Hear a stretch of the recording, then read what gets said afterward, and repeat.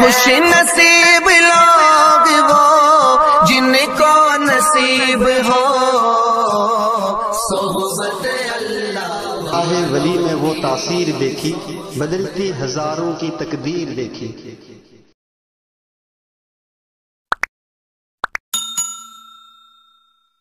बिस्मिल्लाहिर्रहमानिर्रहीम। अल्हम्दुलिल्लाहि वकफ़ा वसलामुन अला इबादिहिल्लज़ीना इस्तफ़ा, अम्मा बाद।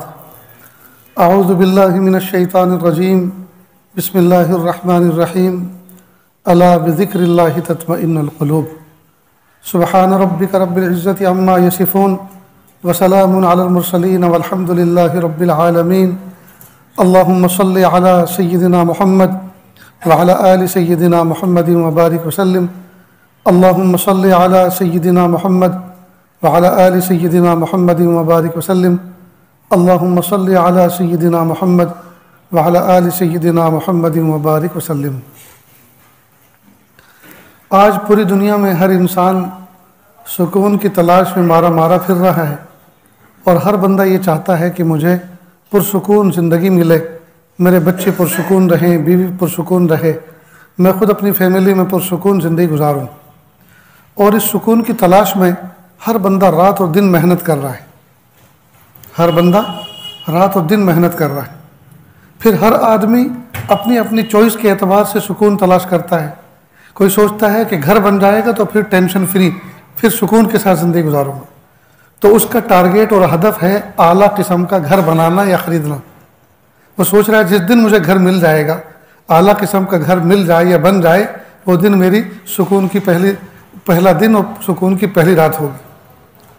बाज़ लोग सोचते हैं कि मैं एक बाइक तलाश कर रहा हूँ, वो अगर मुझे मिल जाए तो मुझे सुकून मिल जाएगा, तो उसका सुकून की चाबी अटकी हुई है बाइक के मिलने पर। बाज़ लोग ये सोच रहे हैं कि मैं इस तरह से इस फैमिली में इस लड़की से निकाह कर लूँ तो मुझे सुकून मिल जाएगा। इतनी बात याद रखें, एक है सुकून और एक है असबाब सुकून, दोनों में फ़र्क है। एक है राहत और एक है असबाब राहत। मोटे गद्दे, एयर कंडीशन कमरा, जी, ये असबाब राहत हैं, राहत नहीं। असबाब राहत हैं, राहत नहीं। मैं कहा करता हूं कि हर आदमी ये समझता है कि पैसे मिल जाएं तो फिर असबाब राहत आदमी खरीदता है, सुकून से रहता है। पैसे से इंसान किताबें तो खरीद सकता है, इल्म तो नहीं खरीद सकता। पैसे से इंसान दवा तो खरीद सकता है, शिफा तो नहीं खरीद सकता। पैसे से इंसान चश्मा तो खरीद सकता है, बीनाई तो नहीं खरीद सकता। पैसे से इंसान मोटे मोटे गद्दे तो खरीद सकता है, मीठी मीठी नींद तो नहीं खरीद सकता। पैसे से इंसान सफ़ेद बालों को काला करने वाला खिजाब तो खरीद सकता है, शबाब और जवानी तो नहीं खरीद सकता। मालूम हुआ पैसे से कुछ नहीं होता, करने वाली ज़ात अल्लाह की है। अब मसला ये चश्मा है, ठीक है, अब बिनाई कमज़ोर है, चीज़ें साफ नज़र नहीं आती, दूर तक का नज़र नहीं आ रहा। चश्मा लगाया तो जाविया ठीक हो गया, चीज़ें साफ हो गई, जी। तो ये असबाब बिनाई है, लेकिन चश्मे में बिनाई नहीं है। अगर बिनाई होती तो अंधे लोग चश्मा लगाते और बीना हो जाते। बिनाई की कुंजी तो अल्लाह के हाथ में। अल्लाह की दी हुई बिनाई में जो कमज़ोरी आ जाती है, अल्लाह ने बंदों को ये सलाहियत दी है असबाब के दर्जे में कि वो ऐसी ऐसी टेक्नोलॉजी इस्तेमाल करें तो उससे जाविया या कुछ मिकदार दुरुस्त हो जाती है। लेकिन कोई आदमी यही समझे कि चश्मे के अंदर सब कुछ है, ये है तो भी मुझे सब दिखाई देगा, नहीं तो नहीं दिखाई देगा, तो मालूम हुआ कि ये शिर्क का मुर्तकिब हो रहा है।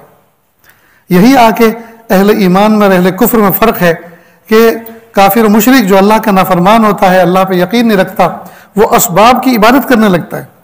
लिहाजा तो दूसरे मज़ाहिब के लोग हैं, सुबह सवेरे जब वो गाड़ी लेकर चलते हैं तो गाड़ी को झुकते हैं, उसके सामने सजदे करते हैं, उस पर कुछ लिखते हैं, उस पर कुछ फूल मालाएँ चढ़ाते हैं, जी, कि ज़रा ठीक ठाक चलियो, तकलीफ मत दियो। क्या मतलब? गोया गाड़ी को खुदा समझ बैठे, हर तकलीफ देने वाली चीज को खुदा समझ बैठे, हर राहत देने वाली चीज को खुदा समझ बैठे। आग को देखते हैं तो झुकते हैं, सांप को देखते हैं तो झुकते हैं, ये नफा पहुंचाती है, ये नुकसान देती है।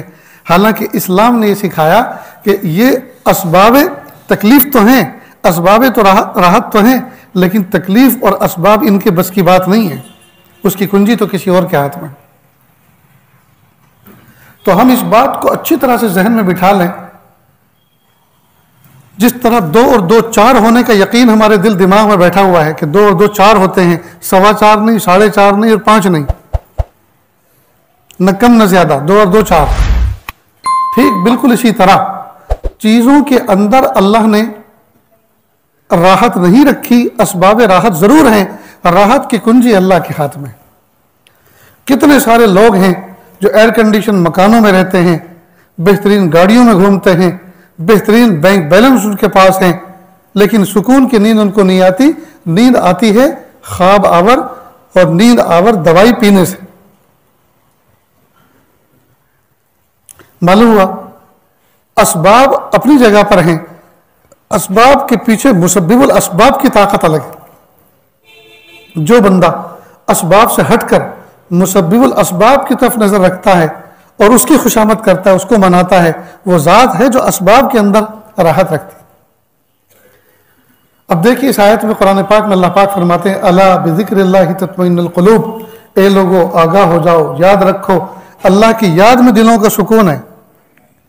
हम सुकून ढूंढ रहे हैं, मालदारी में सुकून ढूंढ रहे हैं, बंगलों में सुकून ढूंढ रहे हैं, कारों में, बहारों में, हालांकि अल्लाह पाक जो खालिक सुकून है वो फरमा रहे हैं जी मेरी याद में सुकून है, मेरी याद में सुकून है। जब मेरी याद करोगे तो मैं तुम्हें बगैर बिस्तर वाली खटिया पे भी तुम सोओगे तो तुम मीठी नींद सो जाओगे। कितनी वाबस्ता है तस्कीन तेरे नाम के साथ, नींद कांटों पे भी आ जाती है आराम के साथ।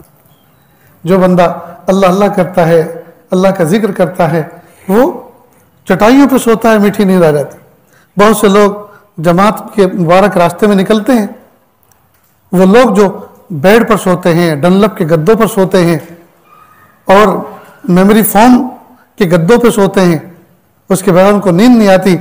बगैर चटाई सिर्फ तकिया डालते हैं और एक चादर बिछाते हैं, मस्जिद की चटाई पर उनको नींद आ जाती और गहरी नींद आती है। क्यों? इसलिए कि उन गद्दों में नींद नहीं है, राहत गद्दों में नहीं है। राहत अल्लाह पाक ने अपनी ज़ात से रखी है कि हम राहत की कुंजी हमारे हाथ में, हमारे कब्जे कुदरत में है। हम चाहें तो तुम्हें चटाई पर राहत की नींद सुला दें और हम चाहें तो तुम्हें गद्दों पर बेचैन कर दें। तो अल्लाह पाक फरमाते हैं अला बिज़िक्रिल्लाहि तत्मइन्नुल क़ुलूब, ए लोगो आगाह हो जाओ, दिलों का सुकून और इत्मीनान तो अल्लाह की याद में है। अब ये अल्लाह की याद किस चीज़ का नाम है? सुबहान अल्लाह, अल्हम्दुलिल्लाह, अल्लाहु अकबर, ला इलाहा इल्लल्लाह, ला इलाहा इल्लल्लाह, इल्लल्लाह इल्लल्लाह। क्या इसका नाम अल्लाह की याद है? ये भी याद की एक किस्म है, टोटली याद इसको नहीं कहेंगे। फिर टोटली याद किसको कहेंगे? इसकी क्या डेफिनेशन है? हर वो काम जो अल्लाह की याद में हो रहा हो, जो जायज़ हो, हर वो काम जो जायज़ हो, जायज़ काम में बंदा लगा हुआ हो, वो जिक्र का दर्जा इख्तियार कर लेता है। हर जायज़ काम, इसलिए कि जो जायज़ काम कर रहा है वो किस लिए कर रहा है? अल्लाह ने उसको जायज़ कहा है करने के लिए, तभी तो कर रहा है। मालूम अल्लाह के हुक्म से कर रहा है और अल्लाह के हुक्म को पूरा करना यही तो जिक्र है। लिहाजा रिज़्क़ हलाल कमाने की मेहनत करना यह भी जिक्र है। दुकान पर बैठकर हलाल रोजी कमाने की कोशिश करना यह भी जिक्र। केले ले लो केले, केले ले लो केले, आलू ले लो आलू, ये जो लारी पर लगाकर सदा लगाते फिरते हैं ये भी जिक्र। इसलिए कि अल्लाह का हुक्म पूरा करने के लिए हलाल रोजी कमाना निकला है। इसको केले ले लो केले की सदा लगाने पर जो मुजाहदा हो रहा है, इसको वही अजर मिलेगा जो सुभान अल्लाह अल्हम्दुलिल्लाह का जिक्र करने पर जो मुजाहदा होता है उस पर अजर मिलता है। इसलिए कि हर जायज़ काम वो जिक्रुल्लाह बन जाता है, हर जायज़ काम जिक्रुल्लाह बन जाता है।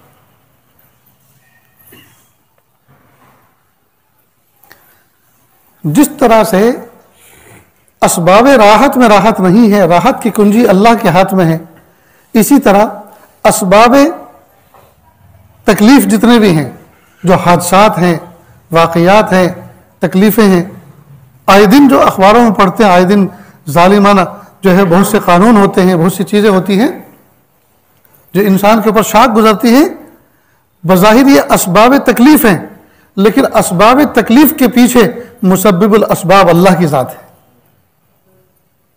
मुसब्बिबुल असबाब अल्लाह की ज़ात है। इसलिए दोस्तों इस बात को अच्छी तरह से समझ लें, जैसे 2 और 2 4 का यकीन हमारे पास है, इसी तरह समझ लें असबाब राहत में राहत नहीं और असबाब तकलीफ में तकलीफ नहीं, इनके पीछे मुसब्बिबुल असबाब अल्लाह की ज़ात है। वो चाहे तो राहत की चीज़ों को तकलीफ वाला बना दे और वो चाहे तो तकलीफ की चीज़ को राहत वाला बना दे। इस मौके पे मैं फिर वही वाक़या आपको सुनाता हूँ जो इससे पहले भी इस जगह पे भी और मुख्तलिफ जगहों पे भी इस आजिज़ ने सुनाया। कुरान पाक में अल्लाह फरमाते हैं, हज़रत मूसा अलैहिस्सलाम हाथ में आसा लेकर खड़े हैं। वह मतिल कभी यमीनी के या मूसा, ए मूसा आपके दाएं हाथ में क्या है? काला ही आसा है, प्यारे अल्लाह ये तो मेरी लाठी है। अतवक्कल अलैहा, इस पर मैं टेक लगाता हूँ और इसके ज़रिए से मैं दरख्तों पर इसको मार कर अपनी बकरियों को चारा चराता हूँ, पत्ते झाड़ कर उनको खिलाता हूँ। वली फ़ीहा मआरिब उखरा, और इस असे के साथ मेरे और भी मकासिद वाबस्ता हैं। कहीं मिसाल के तौर पर गढ़ा है, पानी भरा हुआ है, उसकी डेप्थ का अंदाज़ा लगाना है कितना गहरा है, तो उसको डाल के देख लेता हूँ जी। और कई मतलब इसको कंधे पे लेके चलता हूँ और इसके ऊपर कोई गठड़ी पीछे लटका लेता हूँ, हैंग कर लेता हूँ। वली फ़ीहा मआरिब उखरा, इसके साथ मेरे और बहुत से मारिब, बहुत से मकासिद हैं जो वाबस्ता हैं। गोया अल्लाह पाक ने पूछा कि ए मूसा आपके हाथ में, दाएं हाथ में क्या है? पूछने वाले अल्लाह, जो मूसा के बारे में भी जानते हैं कि ये कौन है, और मूसा अलैहिस्सलाम के हाथ में जो लाठी है वो लाठी किस दरख्त का जुज है, किस दरख्त की डाली काट के बनाई गई है, उसके बारे में भी जानते हैं। अल्लाह मूसा के भी खालिक हैं अलैहिस्सलाम, और अल्लाह उस दरख्त के भी खालिक हैं जिसका वो कटा हुआ जुज है, वो आसा। सब कुछ जानने के बावजूद अल्लाह ने पूछा, देखें मूसा क्या जवाब देते हैं। तो मूसा अलैहिस्सलाम ने सिर्फ लाठी कह के बात ख़त्म नहीं की, बल्कि लाठी के फ़वाइद पर एक छोटी सी तकरीर कर डाली। लाठी के फ़वाइद पर, वो लाठी वो इस्तांबुल के अंदर जी, कुस्तुनतुनिया में तोप कापे जी म्यूजियम के अंदर रखी हुई है। अल्लाह पाक ने उसको देखने का मौका अता फरमाया, असाए मूसा। तो लाठी के फ़वाइद पर छोटी सी तकरीर कर डाली। अल्लाह पाक ने कहा, अच्छा मूसा इतने काम की चीज़ है तो ज़रा छोड़ दो उसको। जब अल्लाह ने कहा छोड़ दो, तो हज़रत मूसा अलैहिस्सलाम ने हुज्जत नहीं की कि क्यों प्यारे अल्लाह, आपने पूछा ये क्या है, मैंने कहा लाठी है, अब कह रहे छोड़ दो, तो मेरा जवाब पसंद नहीं आया, हुज्जत नहीं की। मालूम हुआ बड़ा अपने छोटे को कोई हुक्म दे तो उस पर दलील हुज्जत नहीं करनी चाहिए, फौरन मान लेना चाहिए। फौरन छोड़ दी, जैसे छोड़ी फ़ैज़ा ही हय्यतुन तसआ, वो तो असदा बन गया, लहराता सांप बन गया। अब हज़रत मूसा अलैहिस्सलाम जब देखा तो वो डर गए। मालूम हुआ वक्त का जो नबी होता है वो बशर होता है, और बशर की यह सिफत है कि वो खौफ की चीज़ों से डर जाता है और खुशी की चीज़ों से खुश हो जाता है। ये बशर की सिफत है। हाँ, बशर का आला फर्द होता है वक्त का नबी, इंसानों में भी सबसे आला किस्म का फर्द होता है। हर चीज़ उसकी एक क्लास होती है, उसकी अकल, उसकी बीनाई, हर चीज़। जब वो डर गए तो अल्लाह पाक ने फरमाया ला तखफ, ए मूसा डरो मत। तो ये जो कहा डरो मत, इसका मतलब ये कि डरे पक्के डरे थे, सिर्फ कहने की बात नहीं थी, वाकई डर गए थे। तभी तो अल्लाह ने कहा डरो मत, इसको पकड़ लो। सनुईदुहा सीरतहल उला, हम इसको असल हालत में कन्वर्ट कर देंगे, असल शक्ल में इसको वापस फिर दोबारा लौटा देंगे। अब यहाँ एक दूसरा मसला छिड़ा। अकल कह रही है पकड़ियो मत, ये तुम्हारे साथ में कोई खेल हो रहा है, आज तुम अकेले जंगल में मिल गए ना, इसलिए तुम्हारे साथ खेल हो रहा है, पकड़ियो मत। जो अपना दोस्त था वही दुश्मन बन गया है। इस जैसे सांपों को जिसको ठिकाने लगाया करते थे इस असा से, वही आज दुश्मन बन गया। अब करेंगे क्या, इसलिए पकड़ना मत। अकल कह रही है पकड़ना मत, लेकिन अल्लाह की खबर क्या कह रही है, पकड़ लो। मालूम हुआ अकल में और खबर में जब तजाद हो जाए तो खबर की ना, अकल की ना माने, खबर की माने। अकल जो कह रहे उसकी ना माने, खबर की माने, अल्लाह जो कह रहे हैं वो माने। आज हमारे सामने हालात ऐसे ही हैं, वो ऐसा कर देंगे, वो ऐसा कर देंगे, नहीं, अल्लाह क्या कह रहे हैं वो करना है हमको। चुनांचे हजरत मूसा अलैहिस्सलाम ने अकल की एक न सुनी, फौरन उसको पकड़ लिया। जैसे पकड़ा फौरन असा को, और उस सांप को अल्लाह पाक ने असे की शक्ल में कन्वर्ट कर दिया। हजरत मूसा अलैहिस्सलाम ने उसको पकड़ा, यकीनन चारों तरफ से देखा होगा कि पूरा का पूरा कन्वर्ट हो गया, थोड़ा बहुत बाकी रह गया। और खुशी का इजहार किया। अब यहां तक आपने इस वाक़े को बारहा सुना होगा, सुनेंगे, पढ़ा भी होगा और पढ़ेंगे, लेकिन अल्लाह ताला हज़रत मूसा अलैहिस्सलाम के इस मुकालमे के ज़रिए से सुबह क़यामत तक आने वाली मोहम्मद सल्लल्लाहु अलैहि वसल्लम की उम्मत को क्या सबक देना चाहते हैं, वो है असल समझने की चीज़ कि ए मूसा खबरदार, हमने तुमसे पूछा तुम्हारे हाथ में क्या है, तुमने कहा लाठी है, और लाठी कह के तुमने बस नहीं किया बल्कि लाठी के फ़वाइद पर एक तकरीर कर डाली। जब हमने कहा इसको छोड़ दो तो तुमने छोड़ दिया, बात मान ली। हमने उसको सांप बना दिया, जब सांप बना दिया तो तुम डर गए। तो लाठी के बारे में तो तुम उसके फ़वाइद पर तकरीर कर रहे थे कि ये फ़ायदे की चीज़ है, और सांप को देख के डर गए। और जब हमने कहा इसको पकड़ लो, हम इसको लाठी में मुंतकिल कर देंगे, तो तुमने उसको हमारी बात मान के पकड़ लिया, हमने लाठी की शक्ल मुंतकिल कर दिया, तुम खुश हो गए। ए मूसा खबरदार, लाठी को देखकर तुम खुश हुए थे और सांप को देख के डर गए थे। लाठी में नफा पहुंचाने की सलाहियत नहीं है। हम चाहें तो नफा देने वाली लाठी को नुकसान देने वाले सांप की शक्ल मुंतकिल कर दें, और हम चाहें तो नुकसान देने वाले सांप को नफा पहुंचाने वाली लाठी की शक्ल मुंतकिल कर दें। चीजों के पीछे हुक्म हमारा चलता है, चीजों के पीछे हुक्म हमारा चलता है।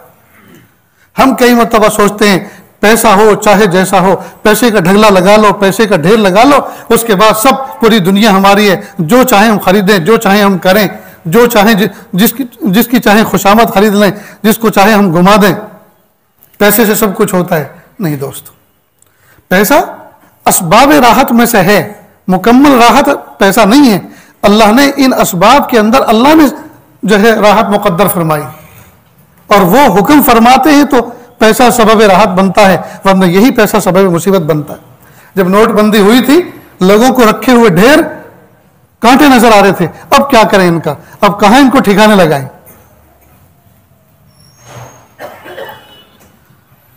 इसलिए दोस्तों, जिस तरह 2 और 2 4 का हमें यकीन है, इसी तरह हम इस बात को अच्छी तरह से यकीन के दर्जे में अपने जहन में बिठा लें कि असबाब राहत में राहत नहीं, अल्लाह के हुक्म से राहत पहुंचती है, और असबाब मुसीबत में, हवादिसात में, वाक़यात में, तकालीफ में जी तकालीफ नहीं है। इन वाक़यात और हवादिस के पीछे तकालीफ देना ये और तकालीफ ख़त्म करना ये अल्लाह का काम है।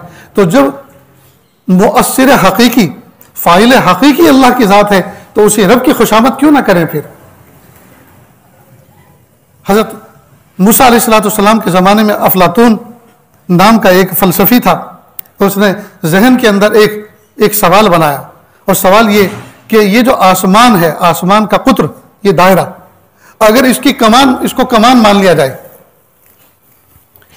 और अल्लाह ताला की पैदा करदा जितनी मुसीबतें हैं उनका तीर बना लिया जाए, उनका तीर मान लिया जाए, और चलाने वाली ज़ात अल्लाह की मान ली जाए, तो इस तीर और कमान से कौन बच सकता है। इसलिए कि चलाने वाला रब ऐसा निशान ची कि उसका निशाना कभी खता नहीं हो सकता, उसका निशाना कभी खता नहीं हो सकता। और तीर कमान का हुज्म इतना बड़ा कि उसके दायरे से कोई निकल नहीं सकता, हर शख्स उसकी रेंज में। अब बताइए, चलाने वाले के इस तीर के निशाने से कौन बच सकता है। सैयदना मूसा अलैहिस्सलाम गुजर रहे थे, उन्होंने पूछा भाई क्या बात है, क्यों मुतफक्किर नजर आ रहे हो। कहा एक सवाल तो मैंने बना लिया लेकिन जवाब समझ में नहीं आ रहा। कहा सवाल क्या है वो सुनाओ। सवाल सुनाया, कहा जवाब भी सुनो। जवाब बहुत आसान है। कि वो क्या। कहा जब कमान इतनी बड़ी हो और तीर ऐसा हो और चलाने वाला ऐसा अजीम शान हो, तो फिर चलाने वाले के कदमों में गिर जाएं, इसलिए कि तीर चलाने वाला अपने कदमों पे कभी तीर नहीं चलाता, अपने कदमों पे कभी तीर नहीं चलाता, उसी के दामन से चिमट जाओ, वह अपने ऊपर कभी तीर नहीं चलाता। ठीक इसी तरह दोस्तों, इन हालात के अंदर मुकम्मल अल्लाह की ज़ात के साथ जुड़ जाएं, वाबस्ता हो जाएं, और जो कमी, कोताही, गलती हमसे हुई है, नदामत के साथ अल्लाह से कहें मेरे प्यारे अल्लाह, हमारी अकल बेकार, हमारी तदबीरें बेकार, जी हमारे प्लान बेकार। रब करीम आप कादिर मुतलक हैं, आप खालिक हैं, आप राज़िक हैं, आप कादिर हैं हर चीज़ पर। रब करीम अपनी कुदरत के करिश्मे दिखा दीजिए, अल्लाह अपनी कुदरत के करिश्मे दिखा दीजिए, और हमारी बदअमली की वजह से, हमारे बदकारियों की वजह से, बदअमली की वजह से जो आप नाराज़ हो गए हैं, अल्लाह हम आपसे भीख मांगते हैं, आप राज़ी हो जाइए।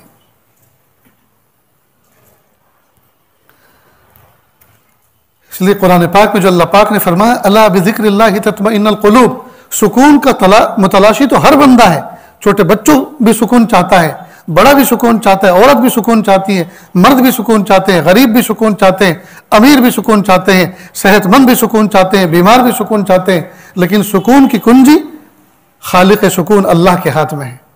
उसने जो कहा है वो कर लो, उसमें नफा है। उसने जो कहा, भाई डॉक्टर पर जिस पर हमने एतमाद किया, जो तजुर्बेकार है, वो अगर कहे कि भाई आप जो है ये परहेज करें और ये दवा इस्तेमाल करें, इंशाअल्लाह अल्लाह आपको शिफा देंगे, मेरे तजुर्बे की चीज़ है, मेरे इल्म की तजुर्बे की चीज़ है कि अल्लाह पाक ने इस बीमारी का इलाज इस दवाई के इस्तेमाल पर और इतने इतने परहेज पर रखा है। तो हकीकत में अगर हम उसके मुताबिक, उसकी हिदायत के मुताबिक अमल करेंगे तो अल्लाह शिफा अता फरमाएंगे, क्योंकि ये दारुल असबाब है। यहां अल्लाह पाक ने आग के अंदर जलाने की सलाहियत रखी है,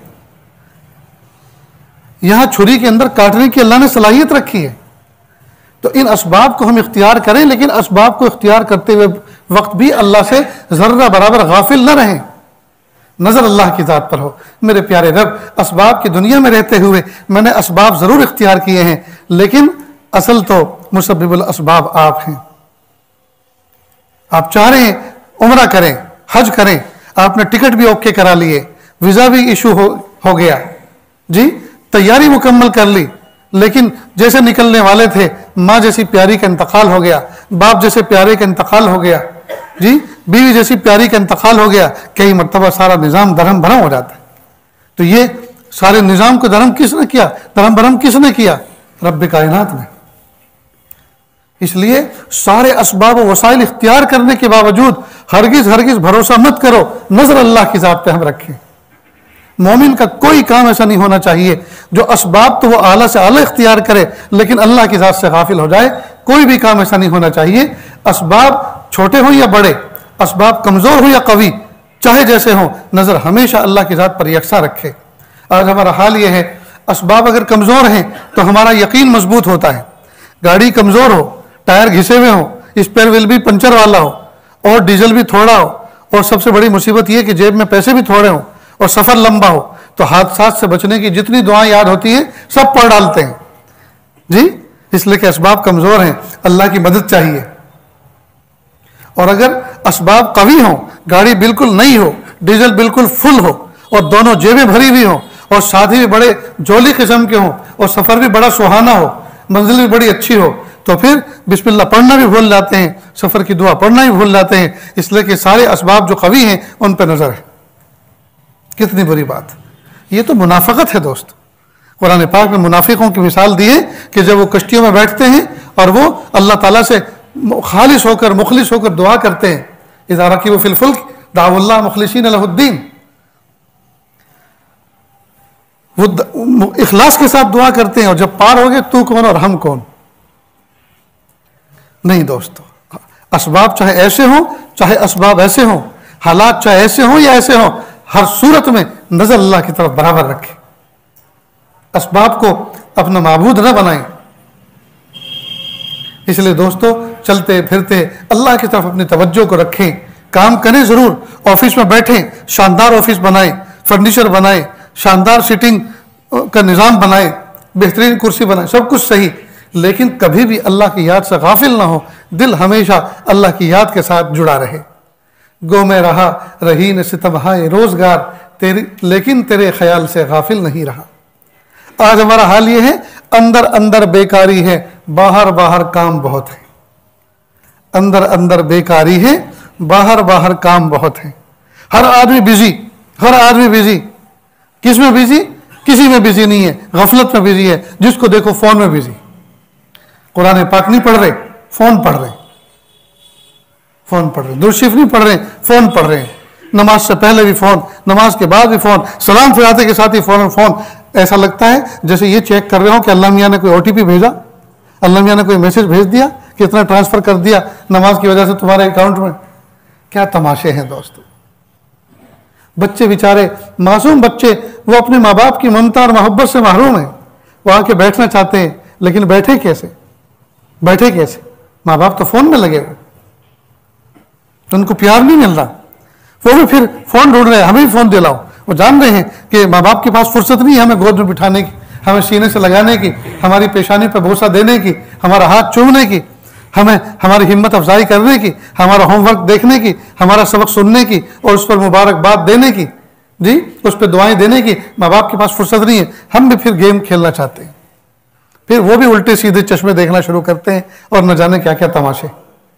मेरे भाइयों, अल्लाह के लिए अल्लाह पाक ने मुझे और आपको इतने बेहतरीन दौर के अंदर पैदा किया है कि इसमें अल्लाह पाक ने असबाब की महराज दी है हमको। देखो इस वक्त ये जो बयान हो रहा है, अगर इसको लाइव कास्ट कर रहा कोई तो पूरी दुनिया में हर इंसान इस वक्त इसको सुन रहा है।